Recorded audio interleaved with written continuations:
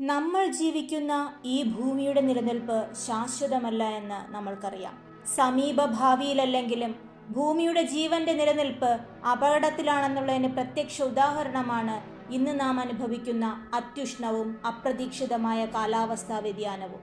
Ozone പാളിയിലെ വിള്ളൽ, ധ്രുവപ്രദേശങ്ങളിലെ മഞ്ഞുരുകൽ, കടൽ ജലനിരപ്പിന്റെ ഉയർച്ച എന്നിവയെല്ലാം പഠനത്തിന് വിധേയമാക്കിയിട്ടുണ്ട്.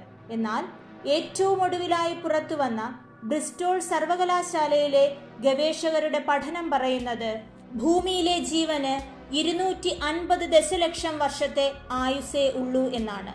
അത്യാധുനിക കമ്പ്യൂട്ടർ സിമുലേഷനുകൾ ഉപയോഗിച്ചുള്ള പഠനത്തിലാണ് പുതിയ വെളിപ്പെടുത്തൽ.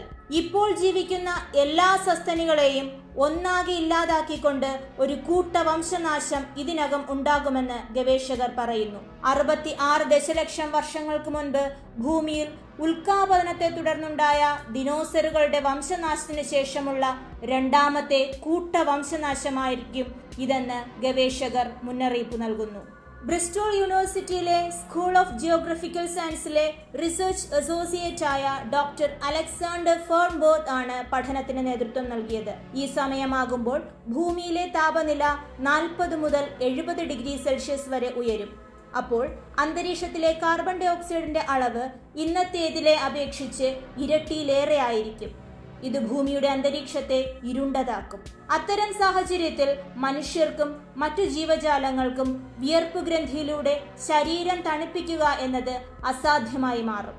ഇത് മാത്രമല്ല പഠനത്തിൽ പറയുന്നത്, 250 ദശലക്ഷം വർഷം കഴിയുമ്പോഴേക്കും ഭൂമിയിലെ ഭൂഖണ്ഡങ്ങളെല്ലാം പഴയതുപോലെ പാൻജിയ അൾട്ടിമ എന്ന ഒറ്റ സൂപ്പർ ഭൂഖണ്ഡമായി മാറുമെന്ന് ഗവേഷകർ അവകാശപ്പെടുന്നു.